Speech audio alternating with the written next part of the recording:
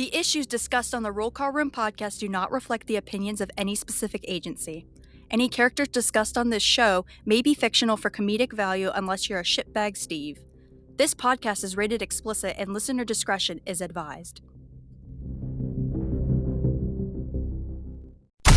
You're listening to the podcast that changed the game and rocked an entire profession.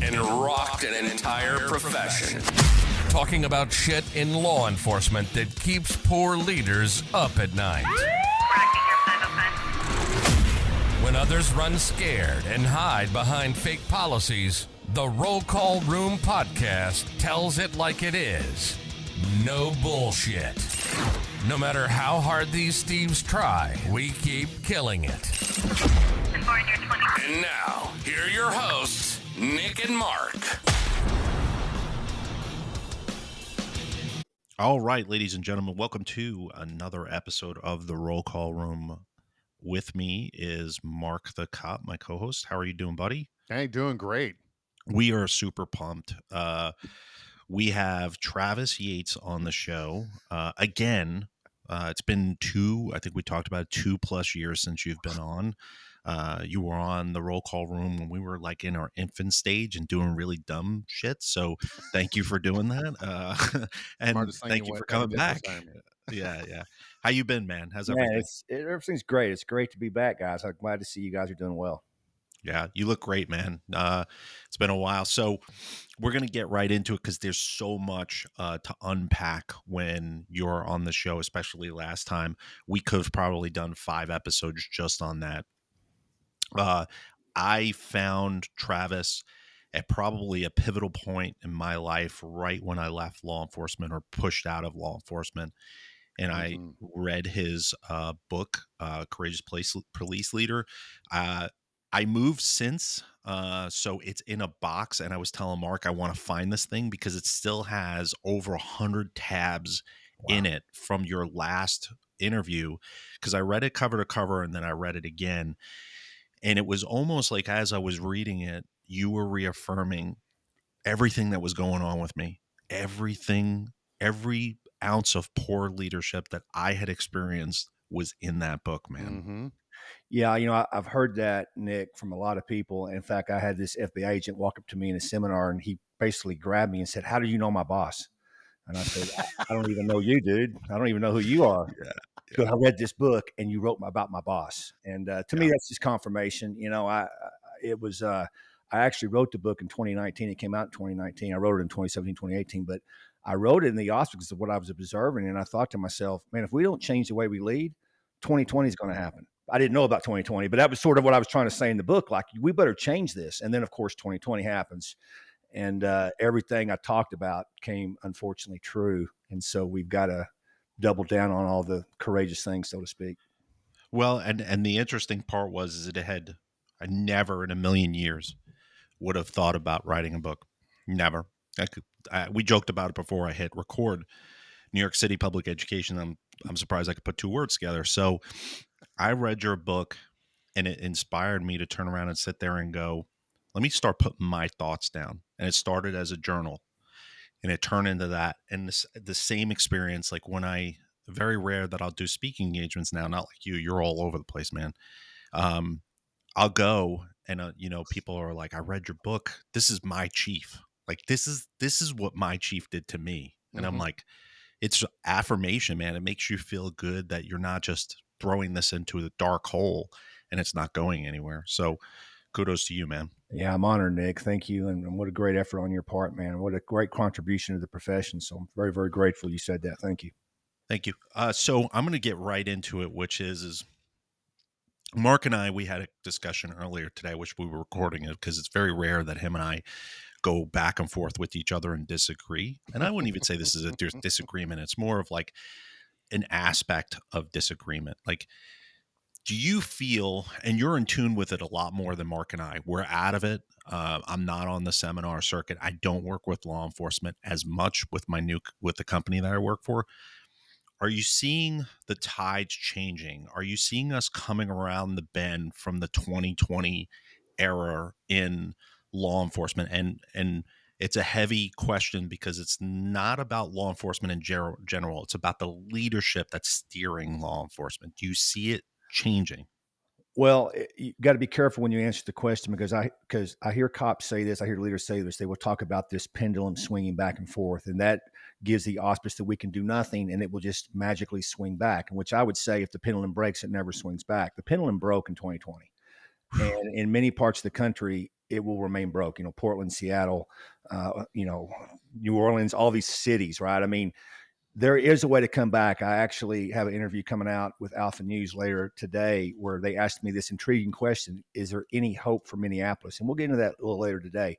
There's always hope, and the hope is because everything bad that we can all talk about, not just in law enforcement, but the entire world, everything bad that we see, we observe, we see the effects of, is because of leadership, bad leadership, which means good leadership can change it. And so we are seeing pockets in the country that kind of have realized the errors of their ways, so to speak. And I'm starting to see them putting people in places, chiefs, deputy chiefs, things like that, that sort of have a leadership standpoint they need to have. But there are also parts of the country to where they're just doubling down on ridiculous and stupid. I mean, we can all sort of know what parts of those countries those are, but police departments have become political, and every time you politicize something, it destroys it. Right? Look at the vaccine. That's a medical issue. That's not a political issue, but they turn it into a political issue, and it's a disaster. Right? In fact, now they're saying, "Oh yeah, all you people we censored. Yeah, it never really was a vaccine. mRNA doesn't stop anything. It just lessens the symptoms." And they start shaking their head and bobbing their head. And so, whenever you politicize something, it's very difficult to overcome that. So we have to depoliticize law enforcement. So I'm hoping there are parts of the country that realize that, hey, when we politicize law enforcement, everything suffered, particularly the community, because that's who suffers. We can talk about what happens to law enforcement officers. We all know that too well, but people don't want to talk about the victims of crime and the communities that we're supposed to be serving. That's what really gets in the way and the wedge that drives between law enforcement and community. So I'm definitely seeing more people having that aha moment in the seminars. I mean, I started the seminars 10 years ago, and people thought I was insane, what I was saying. Now they all agree with me, right? And so there is more of an awareness now, but unfortunately it took us going to the pits of hell for people to realize what I was saying was correct. Yeah. And so I am seeing that changing in some parts of the country. And of course, other parts of the country, I'm seeing just plain foolishness. And it's almost like they're brainwashed because you see the results. If you want to see if leadership's good, look at the results, right? And in law enforcement, it's pretty easy. Our mission is in our name, law enforcement, right? So if you're in a community where crime keeps spiking, then there's something wrong there because our mission is to reduce crime, make safer communities. And so people that understand that should know whether leadership is good or bad. Yeah. And so where my thought process is what I still see is, and again, people thought I was crazy when I was talking about that like 2 years ago also, which was police chiefs, the way in which that they're getting positions they're being passed around like a peace pipe. An opening happens. Municipalities are looking at their resume. They're looking at, they were a police chief in Chicago for 5 years. They were in Florida for 4 years. They're not looking at the decimated departments that they left behind. They're strictly looking at that this person was a chief for 10 plus years or 15 plus years. And then they come into an agency and they just destroy that agency. They destroy morale. People leave in record numbers. They can't recruit fast enough, which we'll get into recruitment later, which is a disaster for a lot of these agencies. The way that they're trying to get people is a disaster. I still see where police chiefs are coming into positions, and there's one in particular, I won't say his name because I don't want to get in trouble again. He gets passed around. He's been LAPD, he's been in Texas, he's been in Miami, he's been in Colorado. Everywhere you turn, this guy, and he's all over the news, but he gets picked up all of the freaking time. Yeah, Art Acevedo is a great guy. You said it, not me. You're not the one that got the cease and desist, but you know what? You say it, buddy. I said he was a great guy. Don't get me wrong here. Oh, well, now listen, you are 100% correct. And it comes down to this. when you're selecting the chief, are you selecting, because you have different styles of chiefs, right? You have the chiefs that sort of go, hey, if I agree with everything the DOJ says and I sign all the IACP pledges, I get my yellow brick and I build my resume with all this technology, which by the way isn't in our mission, but anyway, and I get all these nice glowing things, I'm going to be able to get certain jobs, right? And there's plenty of cities that want that. Then you have other chiefs that just want to lead, right? And when you lead and you take care of people and you give other people credit, you empower people, you're not getting all the credit. You're not building the resume. Those are actually the chiefs that need to be getting those jobs. But we have politicians and community activists or whoever else is involved in the selection process that aren't looking at actual leadership. It'd actually be pretty easy to pick a chief. You just basically evaluate the place they just left. That's what the private industry does, right? I mean, the guy that founded MoviePass, good luck going. Not the guy that founded it, the guy that came in after the guy that founded it and destroyed it. That guy's probably going to have to build his own business, right? Because probably not a lot of big companies are going to hire the guy based on the effectiveness, and he has a huge resume, but based on what he did. And so we've got to understand most departments. I say most, so it could be 51% or it could be 99%. They're not looking at leadership when they're picking these chiefs. You know, that's what we have to get back to doing is look at real leaders. And when you look at real leaders, rank's got very little to do with it. My resume's got very little to do with it. It is your effectiveness and what you have done, because a real leader will make change positively almost immediately wherever they go. You find a lot of those true leaders kind of just stay put because they're invested in the community. They don't have these aspirations to go from city to city to city, right? And so you sort of have these pirates that go around to all these cities jumping around. They either get fired or get run out of town or whatever it is. And there's always a city for them to go to because those cities don't understand the difference between what a leader is and what somebody on paper is. Yeah, that's an incredible way of looking at it. And you touched on my favorite organization. I think they're doing a fucking phenomenal job leading law enforcement, which is the IACP. Any place that can bring in $64 million a year, and has nothing to show with it. They, to me, every time there's an open law enforcement position here in like Virginia, DC, Maryland area, it always seems that they flock to the IACP to run their chief selection process. And anytime I see the IACP posting for a chief job on LinkedIn or somewhere else, I literally, my skin crawls, because exactly what you said is going to be the criteria. It's not a leader. It's, as a city manager, how can I control this person politically? How can I influence them to be the police chief, but also just carry out what I want you to do? So, your feelings? Yeah, the ICP is a perfect example of politics, right? They get the vast majority of their money from the Department of Justice. So they're going to align everything with the Department of Justice says. Department of Justice destroys communities. They destroy law enforcement. In fact, Gupta, before she left in January, said her goal was to reimagine police. She just didn't tell us how. Well, we can look around. We know how they want to reimagine police, because they do run a significant number of departments in this country with consent decrees. And the last I checked, the majority of the top 20 most violent cities in this country are ran by the Department of Justice under consent decrees. So that's how they want to reimagine it. So when this organization is getting millions and millions of dollars from that entity, they're going to align with it. And then, I'll give you an example of how that may affect even a chief that doesn't want to subscribe to this. I'll give you a quick example. So before George Floyd died, LVNR, lateral vascular neck restraint. I think I'm supposed to say vascular neck restraint because LVNR is actually trademarked out of Kansas City. But that's not a deadly force option. Never has been, never will be. It's never killed anybody. Everybody watches on the weekends at UFC. Everybody's got a big brother knows that doesn't kill you. Every redneck as I speak are doing it to each other. I mean, everybody knows that has a brain.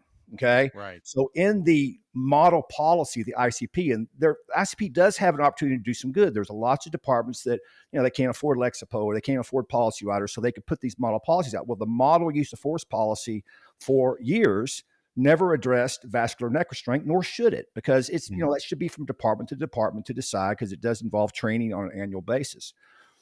And it never addressed it. Well, after George Floyd did not die from a vascular neck restraint, he did not die from a chokehold, he did not die from any marks or bruises on his body. Don't believe me, read the autopsy. The truth hurts some people.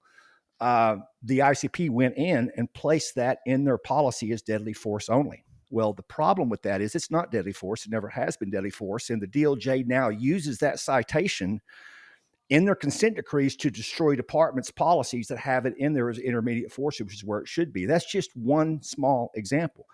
And I talked to a mid-level chief out of Missouri because he's a good chief, he's a good leader, and he changed his policy. And I went off on him on a podcast, and he called me afterwards. He says, Travis, you don't understand. I fought the city manager. I fought the activist. I tried to explain to them, but when it's in the IACP model policy, I don't have a lot of room to argue because that is known nationwide as our kind of organization that we're supposed to subscribe to. So the ICP is hurting law enforcement nationwide. They're not helping them. I mean, making people, I don't want to think a day goes by where people don't sign up on another ICP pledge that we're going to do this or some fancy name. They have an opportunity to do so much good. But they don't. Politics are so interjected inside. In fact, the individual members aren't the issue. Probably some of the leaders aren't the issue, but collectively as organizations, they're so tied to politics. And you could talk about that with other police organizations as well. That they really struggle to actually help out the officers. I would challenge anybody that doesn't believe me to go to a line level officer doing their job and say, how's the ICP helped you? With that kind of money, they should be able to help every line duty officer in this country. And I don't think you're going to find any line level officers that says they even know what the ICP does. Exactly. Well, and it's just interesting because I don't know what bug got up my ass one day and I pulled their tax returns. And those 2 episodes that we did, I think you commented on Twitter, X, whatever the fuck they're calling it today. And it was a breath of fresh air because we haven't talked in a while. And you were like, here we go, like this. And you were just as excited when I pulled these tax returns. And I started reading. Completely. Well, I didn't know. Like when I pulled those tax returns, I screenshotted it and sent it to Mark and I go, holy shit. Yeah. And he goes, what's up? Shit. And I sent it to him and he goes, did you look at them? I go, I'm studying them. And the more you go down their tax return and you see how much money they're pulling in, and as professional development for themselves, the trainers within a IACP, they're only spending $58,000 a year training themselves, professional development for themselves. What does that tell you? And I agree with you, which is, first of all, they never answered or gave a comment. We reached out to them and then said, hey, we pulled your tax returns. We're doing these episodes. Crickets. Then all of a sudden, then they start a mental health program finally. Pledge. You got to do a pledge, right? Build a pledge on that. Yeah. And it was, yeah. The problem with the ICP, and I could even go to the National Law Enforcement Memorial, which I revere, but I pulled their tax returns one day and got sick to my stomach because I saw what the board members are making that I've never heard of that aren't in law enforcement. It's hard to discuss them in a negative light because most people are their heads in the sand. They don't know any of this, and the PR teams that keep these organizations looking glorious, right? And so it's very difficult to express truth to people because they don't want to believe it. Right. I mean, I could tell you all day long that masks don't work. The science backs me, but half this country is going to call me completely crazy when I say that.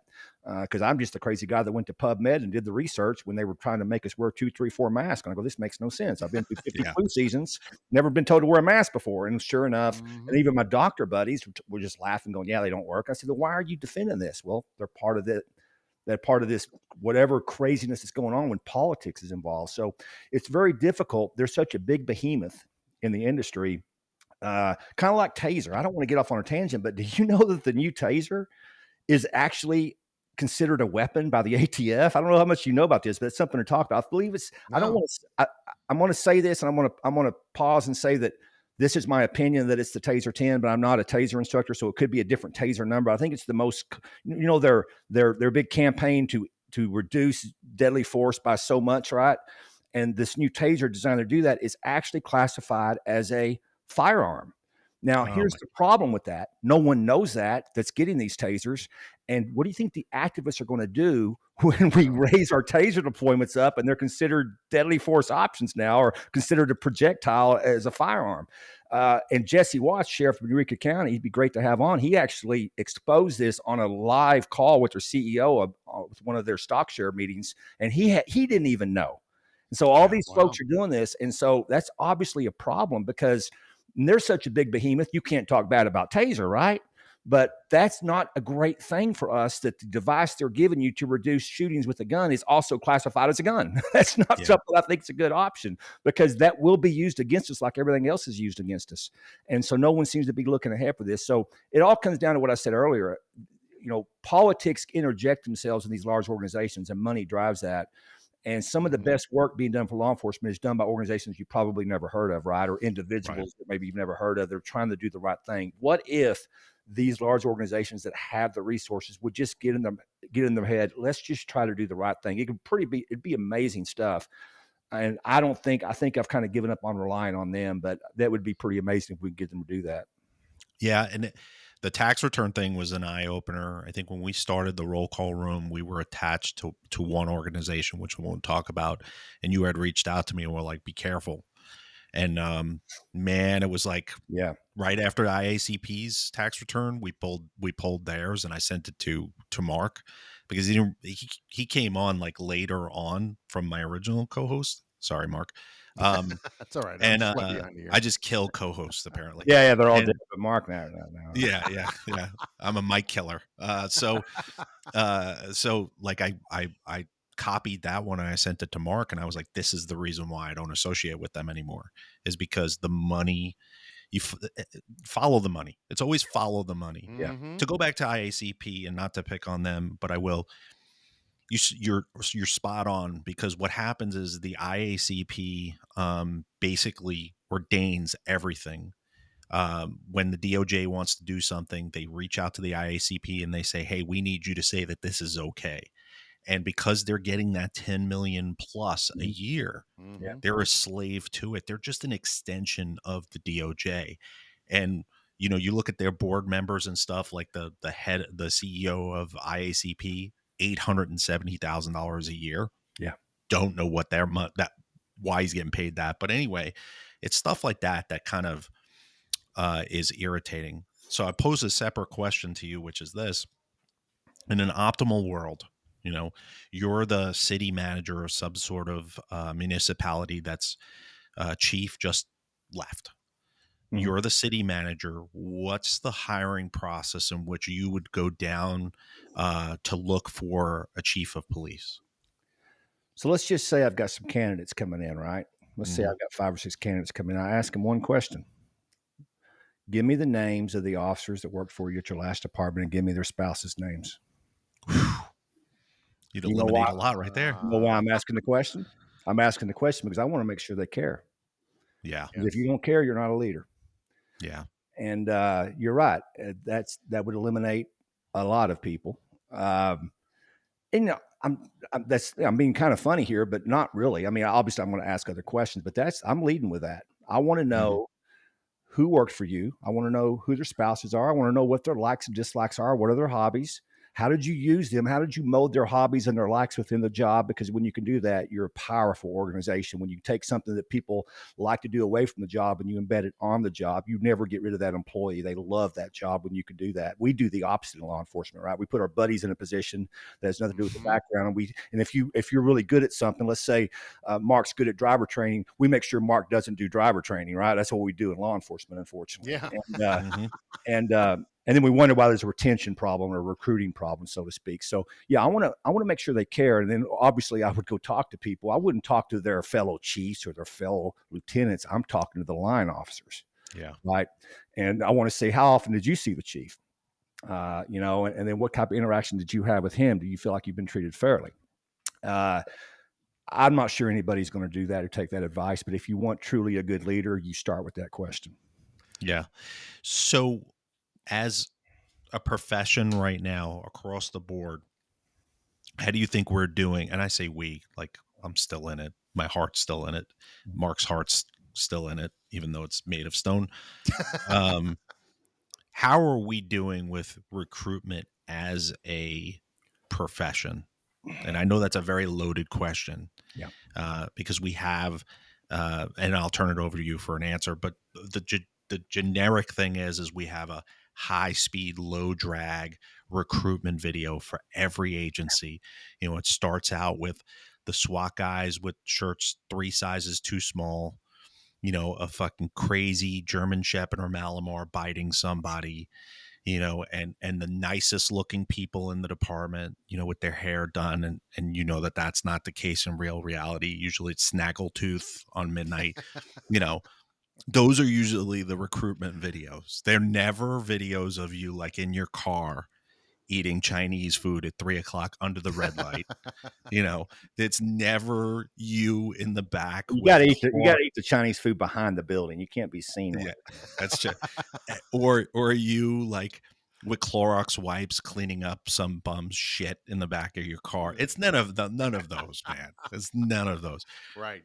But I digress. I kid, but how are we doing with recruitment after that 2020 kind of wave? Are we adapting to it, or are we just placating to what we think the community wants? And your thoughts of how we do a better job. Well, I'm not just going to give you my opinion. I think we're failing on every angle. But I want to tell you what. Back to the ICP, they do some research that can be helpful. They just recently came out with a report that said 75% of the police departments are using external help for recruiting, and 65% can't get enough people. So that should be a clue that whatever they're doing externally isn't working, but they don't be catching that clue.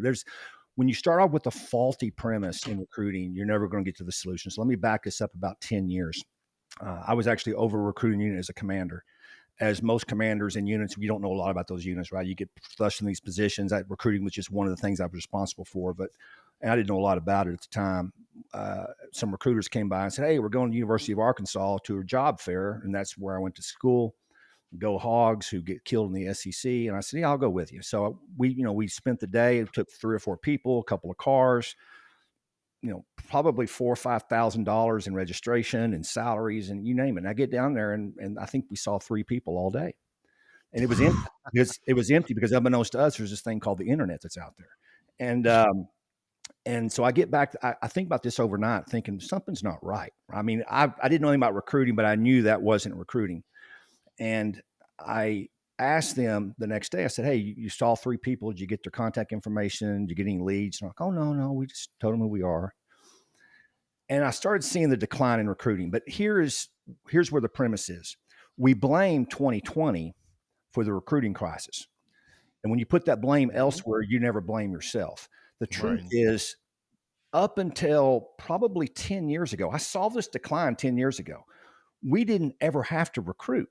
We had what we called recruiters, but guys, here's who they still are today. They're people that sit back and take applications and they walk you through the hiring process. That's not recruiters. Okay. They're guides. I'm not diminishing the effort that goes out at job fairs or silly bus ads or whatever, but none of that's recruiting. You don't see private industry going to job fairs, right? That's where recruiting really happens. And by the way, in the private industry, people inside that organization don't do the recruiting. They hire experts to do the recruiting. It's a very expertise skill. So what happened about 10 years ago moving forward was in 1994, our now President Biden signed with Bill Clinton. He was the second signer on the 1994 crime bill. In that crime bill, put 100,000 cops on the street. I came on in 93. I saw this happening because we said, "Oh yeah, we'll make them school resource officers." We all threw them on the streets to fight bad guys, right? That's why crime was reduced so much in the 90s. Right. Well, guess what's happening in 25, 30 years? We're actually just hit the 30th year of that. Guess what's happening in the last 10 years with those 100,000 cops? They're all leaving. Okay. So the back end's leaving quicker. You combine 2020, the back end's leaving even quicker. And there's just a different generation now. Like when I went into law enforcement, I didn't have to be recruited. I mean, I put in applications and I sat by the phone for 6 months. Nobody contacted me. Nobody kept me informed. I just waited for the phone to call. And I knew once I got that job, I would stay there 20, 25, 30 years. Today, in every industry, that's not what's happening. So we have not adapted to the officers we've lost from the 94 crime bill, to the officers we've lost even more of the way we treat them, and to the fact that we now have to actually recruit. I call it the 80-20 rule today. Back in the day, guys, 20 years ago, you had 400% of applicants. You could just sit back and do nothing, and you get more applicants than you ever needed. There are stories of people on the job that had to apply over 4 or 5 years just to get a job. And we all know those stories. So it's very competitive. In fact, I went to college and, 1991, 1992, and my counselor goes, "Hey, you need to get a minor in Spanish." And I go, I don't want to do that. And they said, "Well, you're never going to get hired in law enforcement. You've got to do something to stand out." That's how competitive it is. And so I cheated my way through that minor in Spanish, or I can't speak a lick of it, but it certainly, but my point is, We said we were recruiting even back then. We weren't recruiting. We maybe looked like we did. We Yeah. thought that made a difference. It didn't make a difference, right? And so what we're doing now is, I call it the 80-20 rule now. So we still, thank goodness, have about, if it's a normal department, you're going to get about 80% of your department filled just because. It's like we always do. But it's not 400% anymore, right? It's 80%. So the other 20%, which is why on average I'm seeing about a 15 to 30% reduction in staffing across the country. Even the good departments, they're down, right? It's 15 to 20. I think I saw Virginia Beach the other day. They're 15, 16%, pretty good department. Anyway, everyone's down. There are a few that aren't, but for the most part, everyone's down. Well, the problem is, okay, now that this has happened, you have a choice. You can keep doing what you did for the last 30 years, which is say you have recruiters, but not really recruit, wait for applications. And that didn't work. So then they said, what's the next best thing? Man, these marketing companies pop up, right, in 2020, 2021, and they're charging like $19.90 prices for websites and videos. I mean, I'll spend $250,000 to get a website and a video. Mm-hmm. Now, what is law enforcement bad about, guys? We see a problem, we throw money at it, the problem gets fixed. Think about it. You need a new car, you need a new computer, you need the real-time crime center. They throw a ton of money at it, and then the problem's fixed. That can't occur in recruiting because it's a philosophy shift, right? Nobody ever went to work for a department because they saw a video. Nobody ever went to work for a department because they saw a website. The problem is we have these chiefs that get enamored by this. It's a shiny object. Oh, man, that website's cool. They send it to all their friends. All the department likes it. But recruiting is, what are the people you're trying to attract? What do they like? And they could care less, man. These kids are on TikTok watching a lot better videos than the video you're putting out. Yep. We still to this day are seeing departments spending crazy money on a product that was never designed to recruit. That's marketing. Marketing's not recruiting. And folks, the research is clear. It takes 7 to 21 touch points in marketing. Nick, you know this, for anyone to make a decision. Well, this decision is not to buy a pencil. This decision is to get a job. And so that tool is not going to work, but we still see by and large departments using marketing. I want to dive into this because this is so important, folks. If we don't fix recruiting, it's over. Like, it's done. One or two things are going to happen. We're just going to go, well, it's just the way it is. We don't have enough officers, or we're going to hire people that we shouldn't be hiring. Right. And we're already seeing that. You're already seeing sheriff's departments taking up beats in municipalities because the cities have just given up. Well, it can be solved if you just recruit. And so I got involved with Safeguard Recruiting, founded by law enforcement, because for the first time I saw somebody actually doing it right. These guys learned these tools in the trucking industry. They retired from law enforcement, went over to the trucking industry, which, by the way, they don't have websites, they don't have social media. Trucking industry has 100% turnover. Unless you drive for Amazon or Walmart with benefits, these guys are always jumping from truck to truck. Right. And they actually learned how to recruit. And they're just killing it. And they learned all these techniques, right? And so it's pretty detailed, but here's what they do. It's simple. They literally can, and I've seen this real time. I'll give you one example. Philadelphia, big department, big problems. They're down 1,200. They'll be down 2,000 by the end of this year.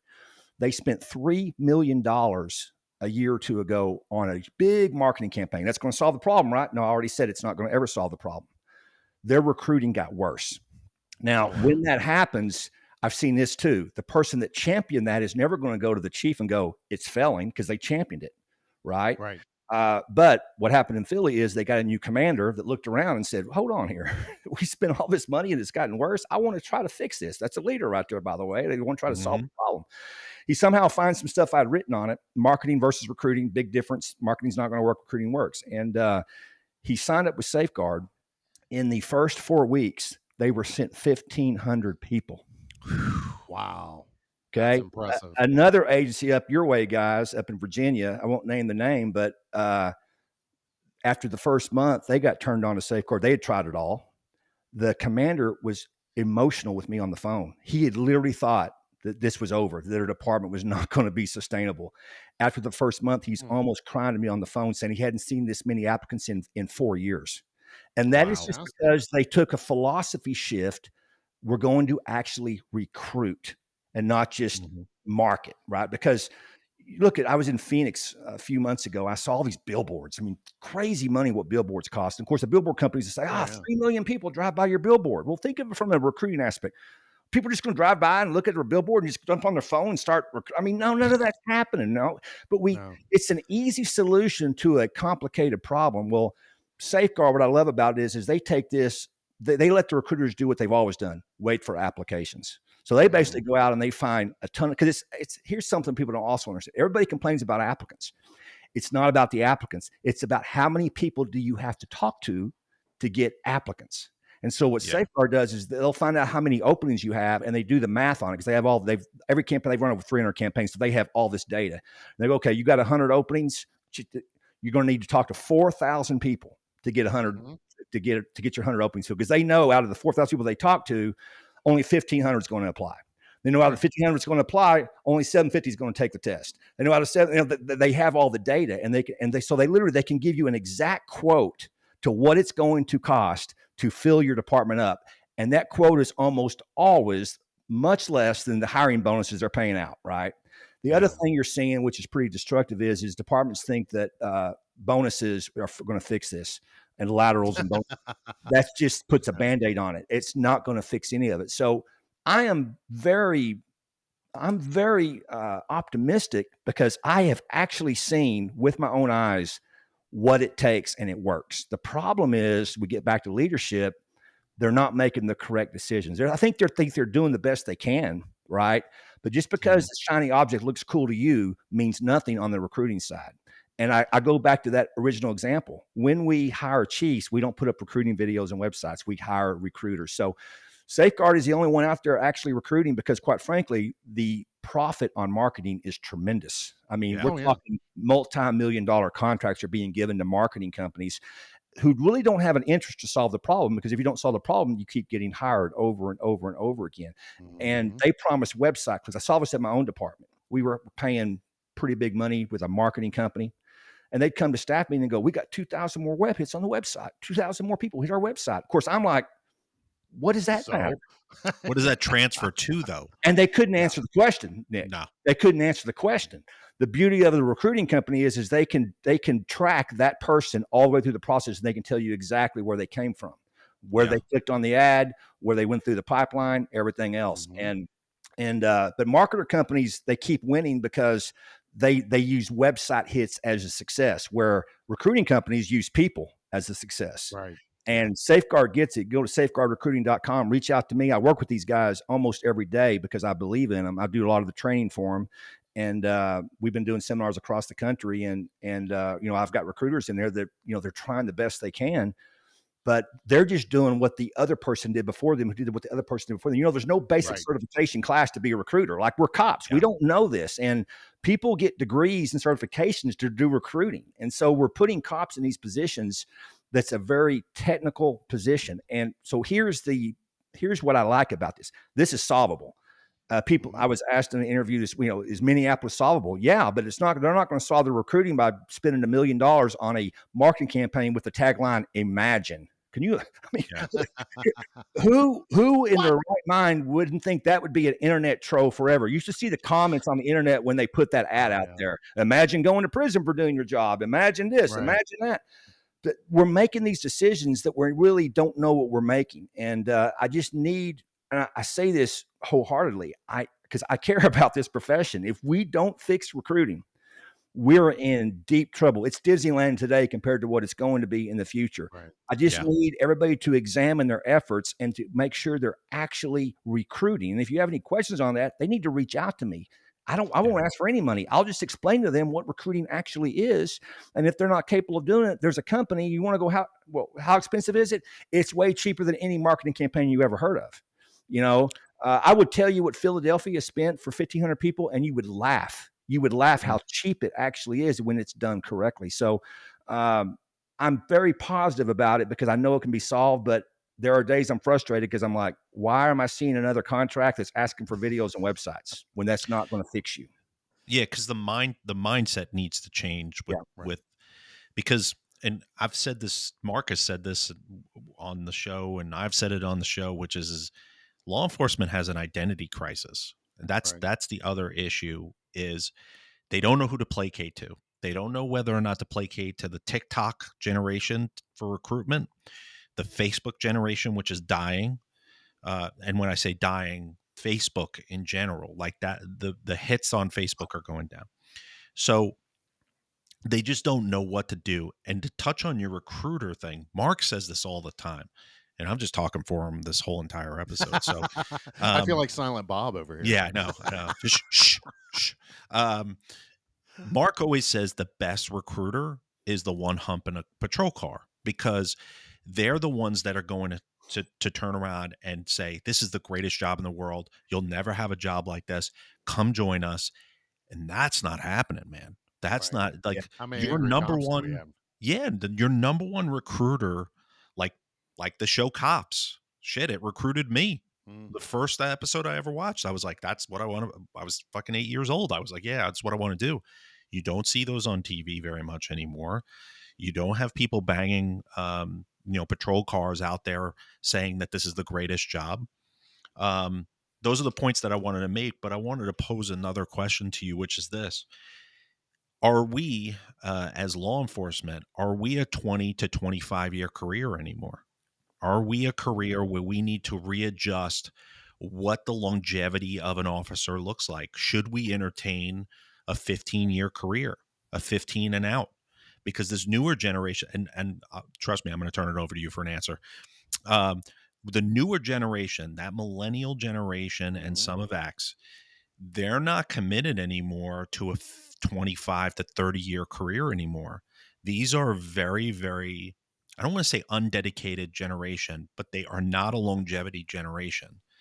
So is it possible in the future where we may have to pivot and readjust? Is this still a 25-year career? Well, I want to back up in a minute and give your audience one quick tip. There's a reason why in the military, every single branch of our military is not hitting their recruiting numbers. They're offering bonuses. They're doing everything they can. They're spending crazy money on recruiting. There's only one branch that's hitting their recruiting numbers. It's the U.S. Marine Corps. The U.S. Marine Corps does not offer a bonus. They asked the head of the Marines in a congressional hearing, they says, how is it that you're able to hit your recruiting numbers? You're not offering bonuses. You're not doing any incentives whatsoever. And he says, because they can become a U.S. Marine. And I think there's a lesson to be learned. When law Amen. enforcement got away from their mission, the people that want to be law enforcement want to be law enforcement. And Yeah. as our leaders took us away from our mission, doing everything but that, the Mhm. people that would normally be interested in that profession are not being attracted to that profession. So I think leadership plays a factor. And to your second question, Nick, first off, I do think that sometimes the retirement system hurts us mentally and physically. I understand why we've put benefit. When I came on, people were 20 and out. That's the way the system worked, 20 and out, Right. 20 and out. And because I guess states or cities or communities decided, hey, it's cheaper just to keep an employee here than to hire new people and keep our expertise here.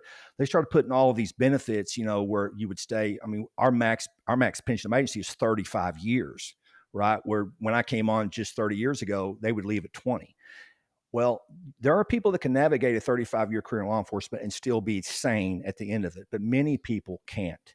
And so I think the longer you go down that road, the more dangerous it is. There's a reason why our life expectancy is shorter. There's a reason why we all know the epidemics and the suicide rates and the alcohol rates and divorce rates. We all know this stuff. We are almost incentivizing people becoming more destructive to their own health and wellness by doing that. And so your original question is 20 or 25 years still viable? It is, but we have to realize we're not dealing with a generation like we did in years past. I know every generation talks about this, but they're not going to change to us. We have to change to them. And what this new generation needs is they need challenges. They want to be part of the organization. The old military organization that we came on, guys, were, hey, for the first 5 years, shut up. We don't want to hear from you. Oh, maybe with 8 years, you can be an FTO. Maybe at 10 years, you can test for sergeant. But before that, just shut up, do your job. You're losing those kids before 10 years. Jobs are tryouts for kids today. It ain't nothing for them to come on 3 or 4 years to go, I'll go try something else, right? Yeah. Well, we would never think that. So what we should be doing on our end is finding out what drives them. And they are driven predominantly by free time, flexibility. They're driven by they want to be involved. I pulled in 2 kids their first year to help with an annual report a few years ago, and you would have thought I was an alien. They're like, we really get to do this? Like they couldn't even believe it. They did a heck of a job. I pulled them in because that's what they did in college. I don't care how many years you've been on the department. That's your skills. That's your expertise. I mentioned it earlier. We have to find out what drives these kids. By the way, it's not what drove us, guys. We would have worked 24/7 for free. That's not what drives kids today. Find out what drives them. Oh, you love video editing. Hey, let's get you involved in this department doing some of that. Hey, you love this or you love that or you love sports. Let's get you involved in our athletic league. We have got to know who these people are. That's why I told you that question earlier of what a good leader is. Who's your people? Who are they? The first, let's say you have a department of 100 people. The first month, that chief should never leave his office. When he's new chief, he should pull every single officer in that office and ask them a series of questions of who they are, who their family is, what's their likes, dislikes, who can he pray for, what do you like to do, what do you want to do here? Find out who they are and plug them into that department in that aspect, and you will retain that generation. But doing it the way we used to do it, good luck with that. Good luck with that. Yeah. Mark, I'm going to finally turn it over to you. I've actually asked all the good questions, so you're left with Snickers versus Twix. Right. Left or right Twix is the big question. So I really want to just totally derail what we were just talking about, because I was watching the news yesterday, and I want to talk about Phoenix, Arizona. Consent decrees. Oh. Yes. Well, I'm throwing the grenade in. Before you answer that, what is the best way to get off of a consent decree? Because I know what your answer is going to be. I know. Yeah. Never get on one. I've heard this from big city chiefs all over the country. I'm doing this to avoid a consent decree. I'm doing this to avoid DOJ scrutiny. Once again, if you start from a faulty premise, you're never going to get to a great solution. The Department of Justice or the federal government has no right to be in a local jurisdiction. It's called the 10th Amendment. I know we are kind of Constitution stupid these days.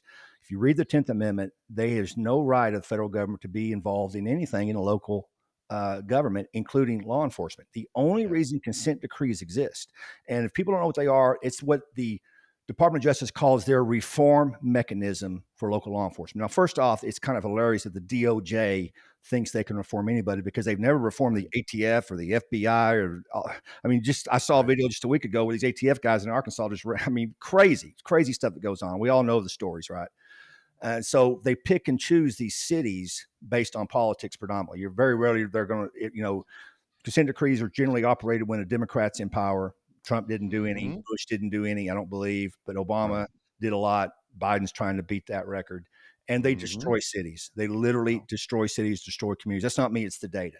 And so the fact that they reform agencies is hilarious. What it is a mechanism to defund and abolish, the way they said. Politicians found out that by saying defund and abolish is not politically savvy.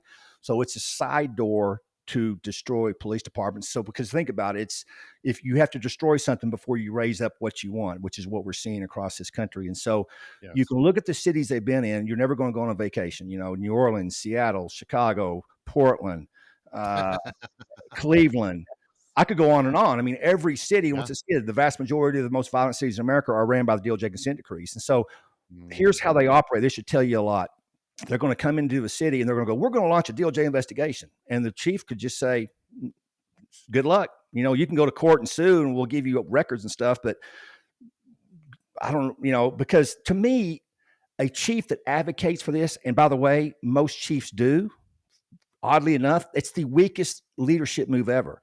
I don't need the DOJ to reform my department. I don't need an outside entity to make my department better. I'm the leader. I do that. But what these chiefs understand is certain chiefs that's politically savvy for them to do that, because a lot of these consent decree monitors are former chiefs, right? They're on consent decree teams. They make millions of dollars, folks. And once they get into your city, by the way, the only reason consent decrees exist is the city leadership agrees to it. That's the only way the 10th Amendment can be violated. The city leadership says, yes, please come in and help us. And so once they get in, they never leave. And the main reason is because it's not designed to leave. Nothing they do helps anything. And when the monitor is making $2, $3, $4 million a year to write 4 reports, who, by the way, doesn't even live in the city, right? Mainly lawyers from Washington, D.C., are they ever going to be the ones, if they love their wife and love their beach house, to say, yeah, we're done here? No, they're going to keep taking that money. So that's why you see consent decrees are lasting 10, 20, 25 years. It costs on average $250 million a year for every 10 years. I believe Seattle is 240 million into it, or 11 years into it.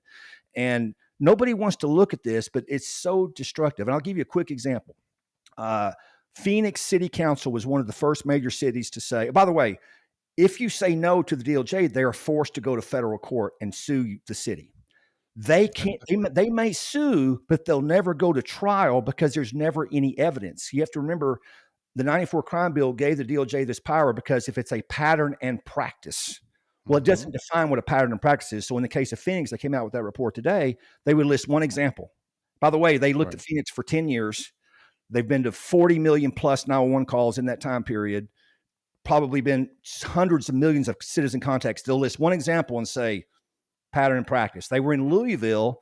That report was so faulty. Even the activists read the report because, by the way, here's how the DOJ does it. They come into town. They talk to, that's what they did in Phoenix. They talked to the city. They said, hey, we investigated. It's bad. Sign this consent decree.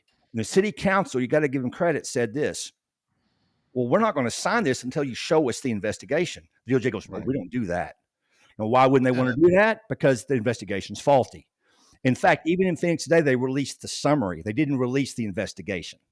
Okay. And so the only way the investigation gets released is if it goes to federal court as evidence. That's why the DOJ will never go to a jury trial because it will, all the house of cards will fall. People will know what this is. And so my advice is, number one, don't ever let them in. Good luck. Right. 10th Amendment's there. Take us to court if you want, right? Constitution's to the Constitution. And if they do demand a consent decree, go take us to court. If you think there's evidence there, defend it in court. Because right now, they haven't had to do that. There's been 2 departments, I believe, in the last 30 years that said, take us to court, and the DOJ just went back to Washington, D.C. They know they can't do that.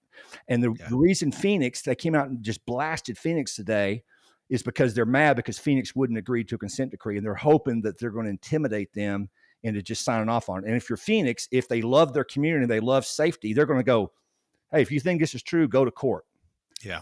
And the DOJ may file the lawsuit, but they will never go through the court process where all the information is given up because then people will see behind the scenes. Let me give you a quick example. In Louisville, the community read the summary, and the summary in Louisville literally said, all these officers are violating civil rights, criminal laws. They're doing this, they're doing that, doing this. And the community goes, how come you're not arresting them? And the DOJ goes, nah, we're not going to do that. Well, there's no evidence to do that. And the police department looked at some of the examples that were, some were just flat out lies. Other ones, they said, wait a minute, you use this as an example. We fired that officer. What are you talking about? This is not some pattern and practice. You use one example, we fired the officer. The problem is they'd already signed off on it. So once you sign on the dotted line without seeing the investigation, it's over. And so Phoenix is an interesting place because it's a swing state. It's sort of a 50-50 politically city. And the council was probably pretty evenly split on that. Instead of just one mayor like Louisville that could sign it, it took the whole city council. And they at least had the brains to go, okay, we talked to New Orleans. They're screaming to get you out of here. You won't leave. We talked to Seattle. They're screaming to get you to leave. They won't leave. Albuquerque's in dire straits. You've been there 10 years. So we'd like to see the investigation first before we sign it. And the DOJ goes, no, which should have told you everything you need to know. Exactly. Folks, if there's any sense of right and wrong, the Congress would get rid of this law. This law is unconstitutional. That's why they have to get agreement for cities to do it. But, there's been Republican presidents and Republican Congresses. They're not getting rid of it. They ought to have congressional hearings because the money flying around is pretty destructive. The guy that won the Minneapolis monitor position is going to get paid millions. He has an LLC out of a house. He's never done it before.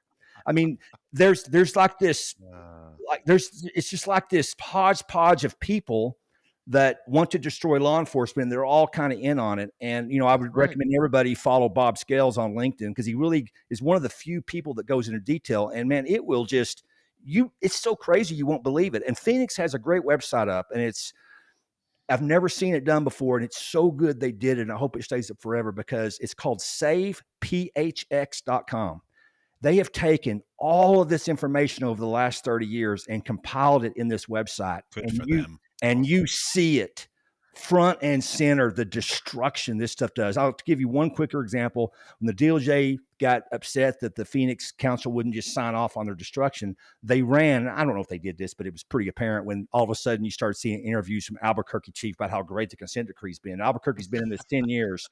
And the DOJ said, yeah, we have solved Albuquerque PD. Now, anybody that's familiar with Albuquerque knows that's not true.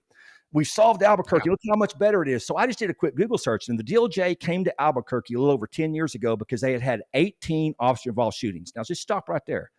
What does that have to do with anything? What's the facts on those shootings?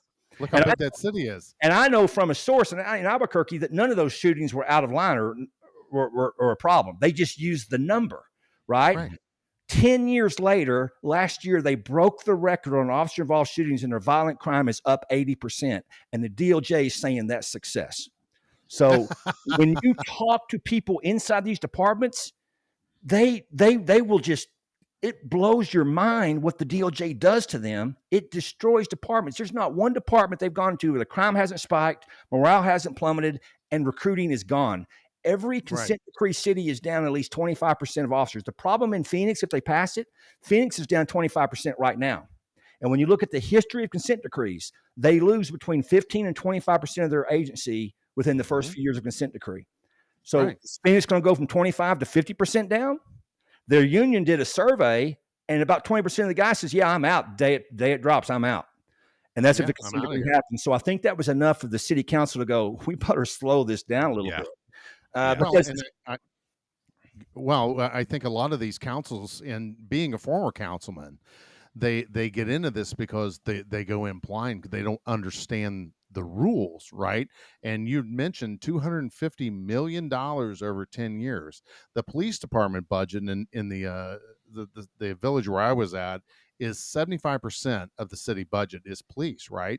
So we're talking about how much money are you going to be paying over and above your operating costs of your police department to pay these knuckleheads, right, to come in and tell you what you're supposed to be doing. I think the absolute best decision ever is to leave them out of the door. If you want your crime in your local municipality, your agency, at a minimum, let the cops go do their job. The DOJ, that's the problem we're having today. DOJ is a monster, Mark. Let me tell you how they have to play ball. They don't go into a city unless the cards are right. I'll give you an example in Phoenix.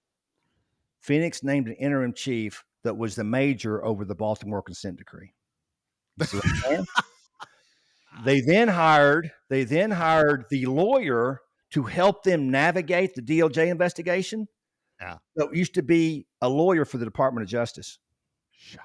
So the cards were in play here. And so when the chief goes to the city council, the lawyer says, hey, we should probably do this, blah, blah, blah. The city council is just going to go, okay. I mean, that's who I did.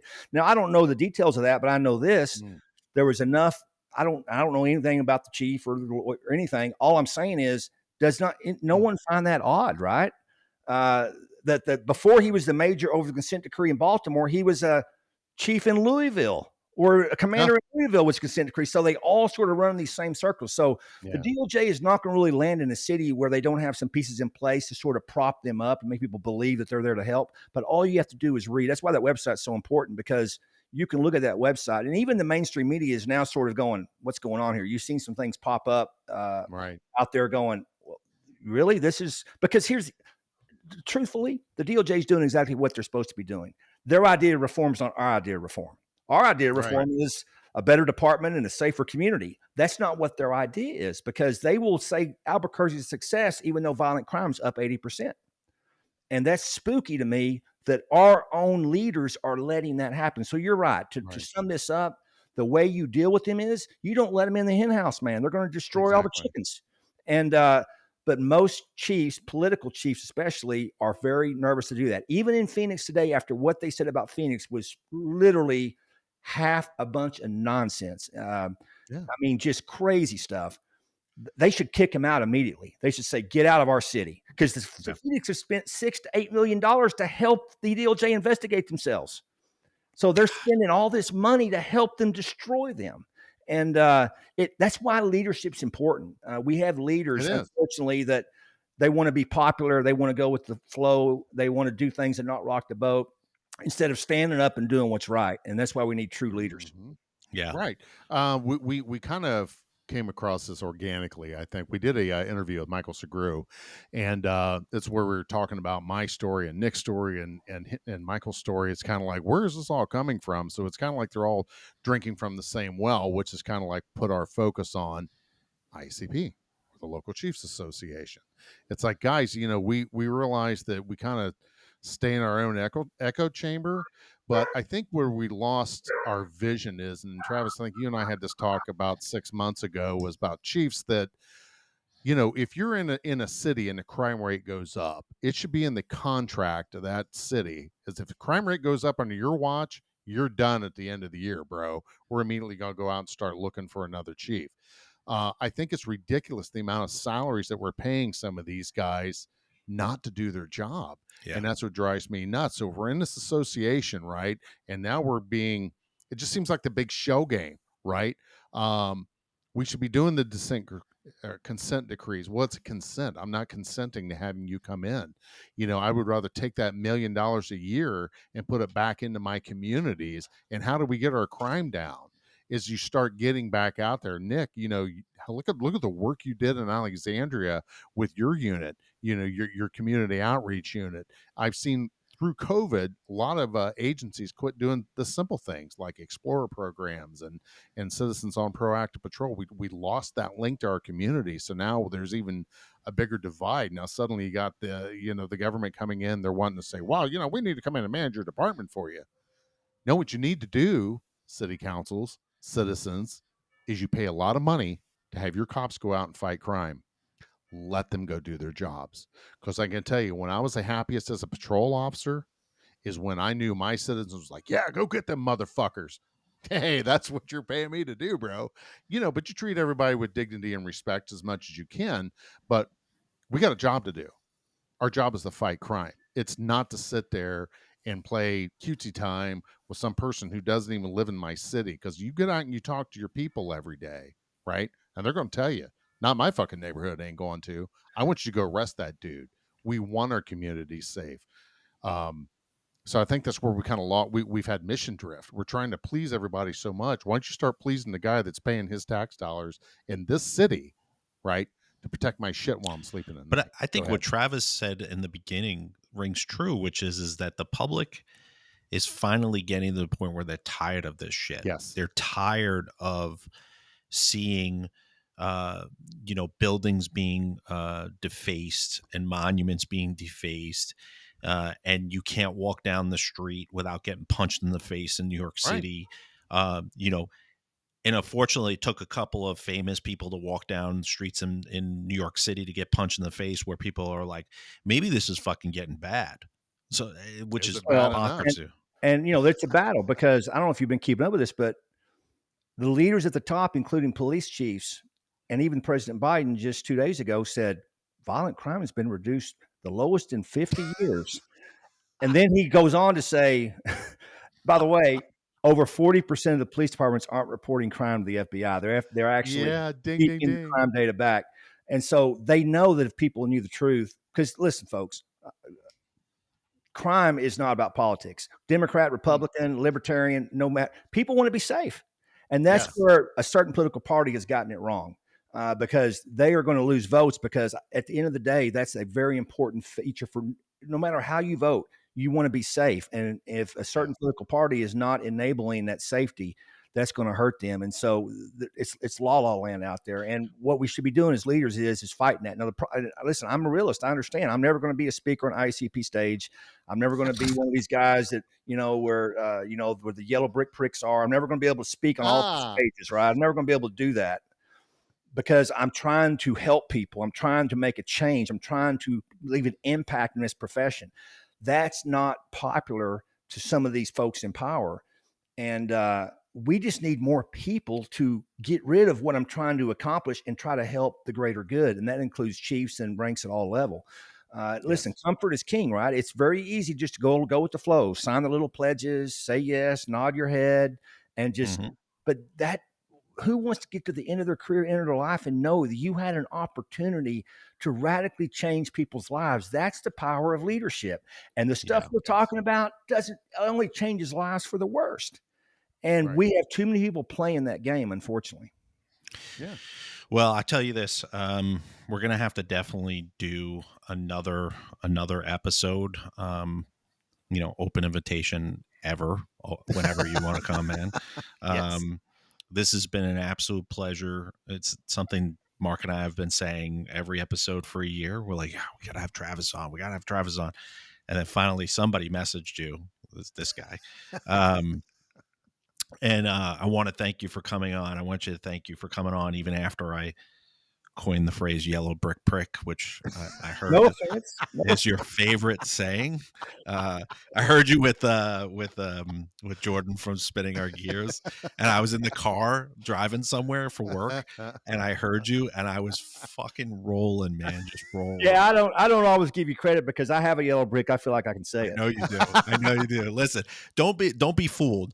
I wish I had one up here, but you are the embodiment of what FBI NA should be. Yes. So and Marcus had chiefs and commanders reach out and be like, oh, I don't really like when you guys call it yellow brick prick.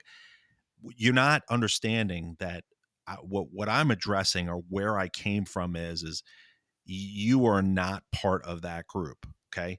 I'm sure in your old agency, your brick was not on a mahogany stand with 3 spotlights. I don't even on know it. where it is. It's in a box. Right. But that's what I'm saying is like, so I always knew when I went into a new commander's office at my old department, the more they had their brick displayed in pomp and circumstance, I knew how much more of a Don't forget the blue one, right? They just added that Yeah. one in for fun, right? The blue one. Yeah, it's blue, and I mean, there's just been so many of them. But the thing is like the FBI NA was established for a certain reason, Mm-hmm. And we're going to have to address that in another episode because I feel like that needs to be addressed with somebody that has one because you've been through it. And I think where it's lost its luster is there's a lot of shit going on where we need wartime leaders. I've said this a Yes. million times on Yes. multiple episodes. There's peacetime leaders and there's wartime leaders. The peacetime is over.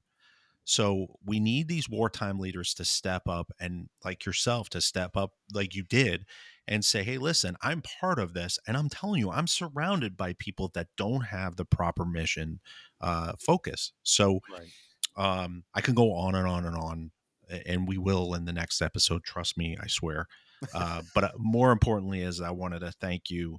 I mean this from the bottom of my heart. Like you completely changed my life at a time, like I said in the beginning, that quite honestly wasn't going good. I was circling the drain. Like, and that book really, Mhm. really did change my life. It changed my perspective. I love listening to you because you and I, we have the same message when we go on different shows. I wrote a million things down here where I'm like, that's exactly how I feel. So thank you for coming on. Anything that you want to tell the RCR folks before we head out? Well, Nick and Mark, I appreciate both you guys. There's such few real things online today that can really help us, and you guys are doing a phenomenal job here. So if you're listening, man, stay encouraged. We have the masses. We just need the right people in the right positions to stand up and do the right thing. And I need you to keep powering through because if you leave the profession, you're not. We need you to stay. We need people inside the profession that believe in courage, that believe in leadership. And anything that I can do for you to help you with that, please let me know. I appreciate it. Mark, any parting words? I don't think that you can suck up to Travis as much as I did, but go ahead. Good luck. Only thing I can say is if you haven't purchased it on Amazon yet, get The Courageous Police Leader. Thank you. Yes. That book came out in 2019, right when I was running feet first through the shredder at my agency. I remember distinctly, I couldn't put it down. I mean, the day I got it, I buy this book. Travis, I've sent you your book and said, please sign this and send it back. I give it away as part of kind of my, I don't know, sub leadership training. It's a must read. I know it's still doing very well on Amazon as far as sales is concerned. It's a great book. Reach out. We follow Dr. Yates all the time, and we bring it up in both my shows. Your work. It's an honor and a pleasure to call you my friend, and it's an absolute honor and pleasure to be working with you today. So thank you. Thank you, Mark. Thanks, gentlemen. Thanks for all the audience for staying tuned through all my rants here. Oh, they will. Magic, man. Yeah. All right, folks, take it easy, and thanks for tuning in again.